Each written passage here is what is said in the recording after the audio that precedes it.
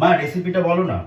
জীবন যত এগোচ্ছে ততই যেন মায়ের গুরুত্বটা আরও বেশি করে বুঝতে পারছি। ছোটবেলায় যে কোনো সমস্যার সমাধান ছিল মা, আর আজও যখন কোনো বিশেষ রান্না করতে যাই প্রথমে ফোনটা মাকেই করি। আজ বানাচ্ছি ওপার বাংলার একটি রান্না, ইলিশ বরিশালি। রান্না শুরু করার আগেই তাই মাকে কল করে নিলাম, আরে রেসিপিটা জানতে হবে তো। আচ্ছা। মা বলেছে ঝাঁঝওয়ালা সর্ষের তেল নিতে, তাই আজ রান্নাটা করার জন্য আমি ব্যবহার করছি healthy and tasty super strong সর্ষের তেল। কারণ আমার কয়েকটা কমেন্টে আমি দেখেছি তোমরা আমাকে এই তেলটা ব্যবহার করার পরামর্শ দিয়েছিলে, তাই আজ বরিশালি ইলিশ বানানোর জন্য এই তেলটাই বেছে নিলাম।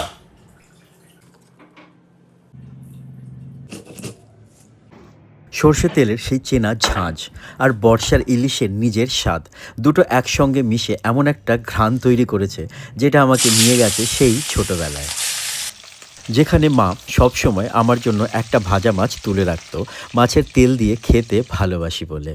রেসিপিটা একদম সোজা। ইলিশ মাছে নুন হলুদ মাখিয়ে 10 থেকে 15 মিনিট রেখে ভেজে তুলে নিয়েছি।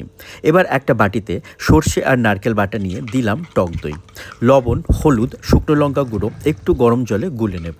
এবার কড়াইতে বাকি তেলে কালো জিরে কাঁচা লঙ্কা ফোড়ন দিয়ে সেই গুলে রাখা মশলাটা তেলে দিয়ে দেবো। ভাজা মাছগুলো দিয়ে ঢেকে 10 মিনিট ফোটালেই রেডি আমাদের ইলিশ বরিশালি। তবে হ্যাঁ, নামানোর আগে ওপর থেকে অবশ্যই কাঁচা সর্ষের তেল দিতে হবে। তৈরি আমাদের ইলিশ বরিশালি। তবে দাঁড়াও, খাওয়ার আগে আর একটা কাজ বাকি।